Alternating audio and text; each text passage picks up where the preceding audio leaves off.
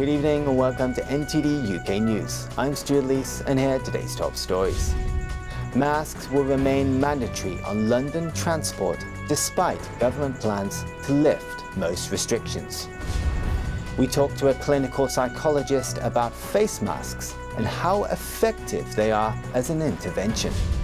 And we hear from a nighttime industry leader on concerns over requirements on the sector for opening up.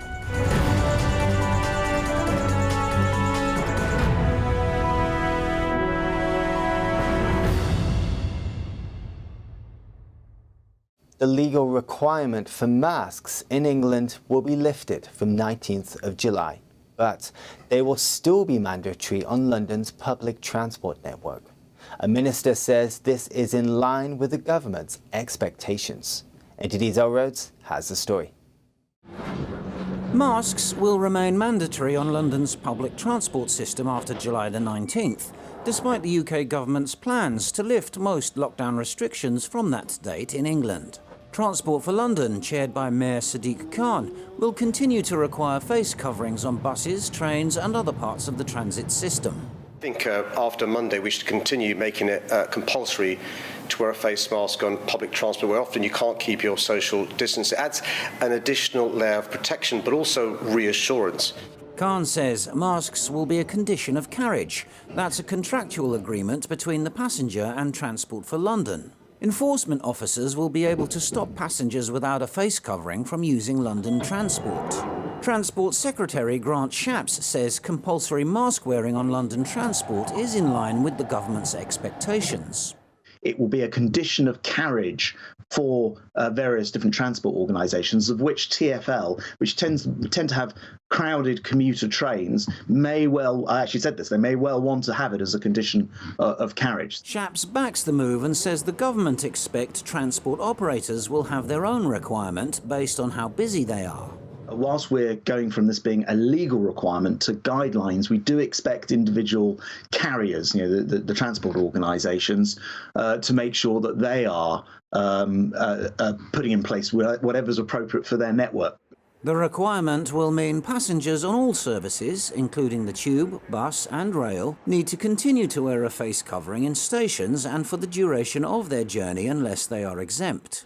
Khan also asked for measures to be put in place to ensure the continued use of masks in taxis by both drivers and passengers unless they are exempt.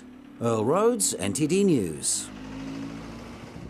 So mask wearing is set to continue on London's trains and buses for most people unless exempt. NTD's Noel Woodrow brings us more on the Transport for London announcement from Westminster.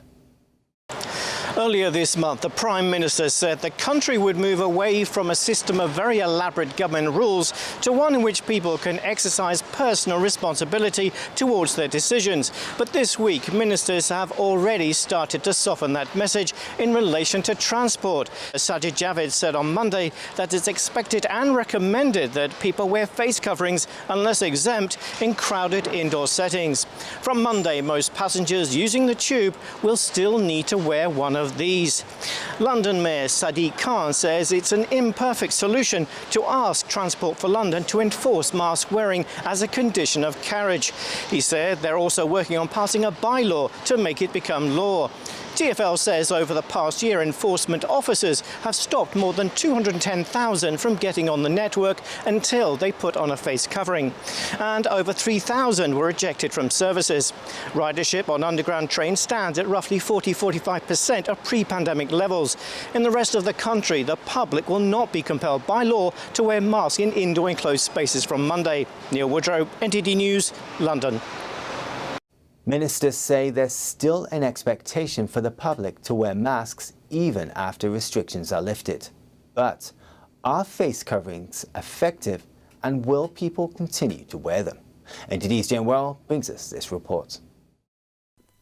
Restrictions will ease, but masks won't be discarded yet. Earlier I spoke to Gary Sidley, who worked with the NHS for 33 years as a clinical psychologist. He's concerned that masks aren't effective.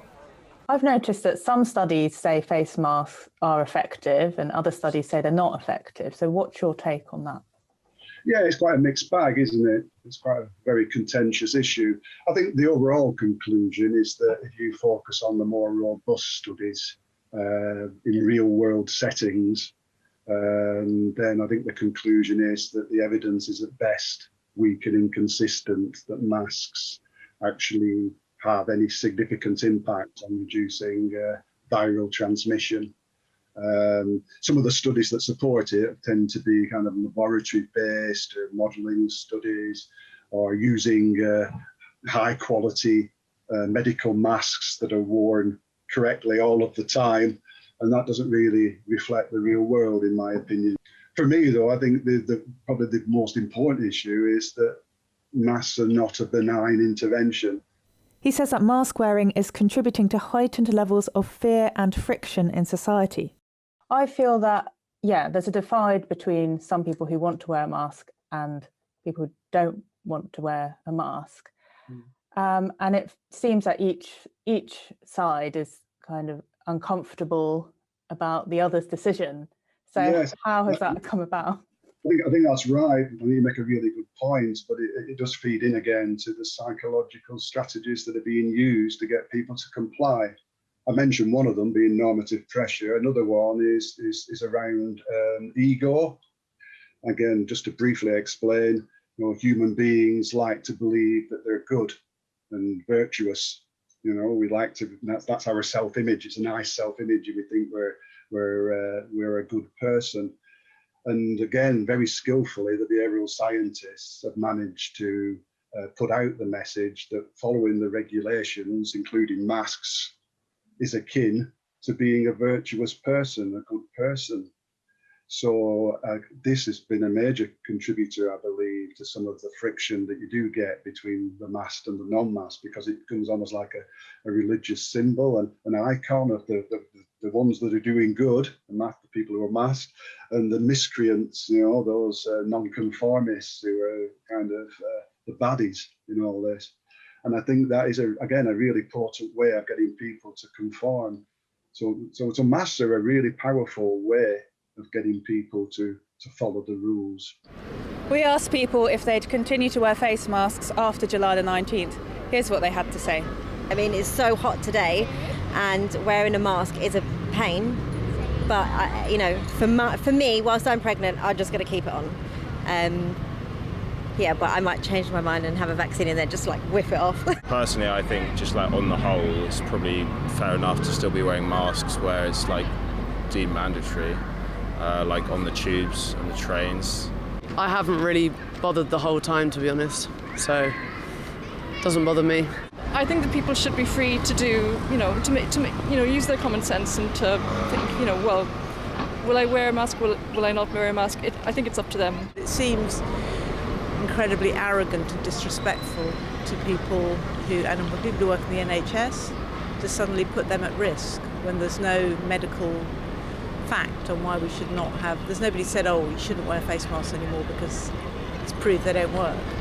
Yes, as far as shops and anywhere where there's a lot of people, then yes, I'll still be wearing a face mask. It looks like a mixed response on whether face masks will or won't be worn from next week, suggesting the move to give people personal choice over the matter is the right way to go. Jane Werrell, NTD News, London. Following England and Scotland's announcements this week, Wales' First Minister says almost all virus restrictions will be lifted next month. In Wales, unlike England, it will remain law to wear a face mask on public transport and in most indoor settings. Mark Drakeford says up to 6 people can meet indoors from Saturday, 17th of July, and indoor events can take place for up to 1,000 seated people and 200 standing. Wales will move to the lowest level of restrictions 3 weeks later at the earliest, 7th August. This will allow all remaining premises to open with then no legal limit on the number of people who can meet indoors, but the requirement for face masks will remain. And in other news, MPs have approved compulsory vaccinations for care home staff in England. But the government suffered a significant backbench rebellion. NTD's Eddie Aitken brings us the details. The House of Commons approved new legislation on Tuesday requiring anyone working in a registered care home in England to have 2 doses of a COVID-19 vaccine unless they have a medical exemption. This is the first mandatory vaccination legislation in the UK for well over a century. Health Minister Helen Whately says it's necessary to protect vulnerable care home residents. And I know from speaking directly to people who receive care and also those who have relatives living in care homes that while they might not be sure about requiring all care workers to be vaccinated, they are sure that they individually want to be cared for by someone who is fully vaccinated. But the new rule is controversial. Dr. Philippa Whitford. Philippa Whitford, chair of the All-Party Parliamentary Group on Vaccinations for All, says the mandatory measure may be counterproductive. Virtually all our expert contributors highlighted the dangers of making vaccination legally mandatory, as while it may force uptake among some, it tends to increase distrust and suspicion of vaccines and drive those who are hesitant to become vaccine refusers. The government also suffered a backbench rebellion as 30 Tory MPs voted against the regulation. They criticised the government for not publishing an impact assessment ahead of the vote and voiced concerns over its impact on civil liberties. Is that what we're prepared to do to our fellow citizens as a Conservative government? Absolute lunacy. You'd expect this in a communist country, which partly explains why so many of our Eastern European fellow citizens have the scepticism that they do, because they know the nature of the state and how it can be perceived as being malevolent. Labour says it is inhumane to force carers to choose between losing their jobs and taking a vaccine they're afraid of. But the government says it's essential that all care home workers who can have the vaccine do so in order to protect those in their care. Eddie Aitken, NTD News. The Prime Minister singled out nightclubs as one of the venues allowed to reopen next week, but with restrictions. Since then, the industry has been in discussions with the government about what measures are feasible. NTD's Neil Woodrow talks to the CEO of Nighttime Industries Association about their concerns. On Monday, we heard the announcement from the Prime Minister and the Health Secretary in the House of Commons to say that most of the measures were going to be withdrawn on the 19th of July, which was met with jubilation, as you can imagine, for many of the businesses haven't been open for 16 months. But as the week has played out and more of the narrative has come into the public domain, there is clearly some disparity between freedom and our interpretation and some of the caveats or encouraged requirements that are being presented by government. What are the specifics of, at the moment, that's in the way? Well, one of the challenges is with regard to COVID status certificates or COVID passports. We went through the process of consultation with senior ministers, feeding back from different industries on whether this would be a proportionate measure or mitigation that needed to be put in place.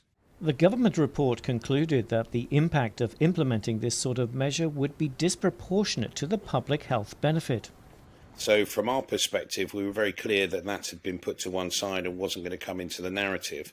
And subsequently this week it has crept in, and there is an encouragement or an urge from government to consider this as a mitigation within certain indoor spaces, highlighted around sort of nightclubs more than anything, which is obviously a core of our representation. So there's a lot of chaos and confusion over exactly what the government are expecting. Hence the reason for the wait for the guidance, so that we've got absolute clarity, and then we can obviously challenge in whatever area we need to challenge. The Prime Minister on Monday urged nightclubs to check the vaccination status, immunity level and recent COVID test results of its punters as a means of entry. Michael says they want to make sure that any decisions on guidance made by the government will not be changed in the near future. Another leader in the industry who owns 42 clubs and bars across the UK and employs 1,300 people told us, "We take public health seriously and have sat back and accepted our position to be amongst the last back. Our procedures, ventilation and crowd control measures mean that any risk assessed is no worse than retail or others in hospitality."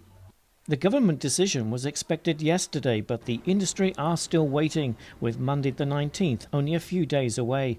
Neil Woodrow, NTD News. Still to come, Turkey marks the 5th anniversary of the 2016 failed coup, which later saw hundreds of thousands of people detained. That and more when we return.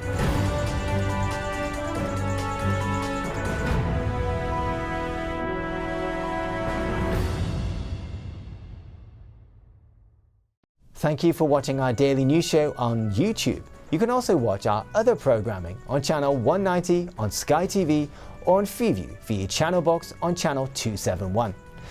In the meantime though, please give this video a like and hit subscribe to our channel. Have a good day.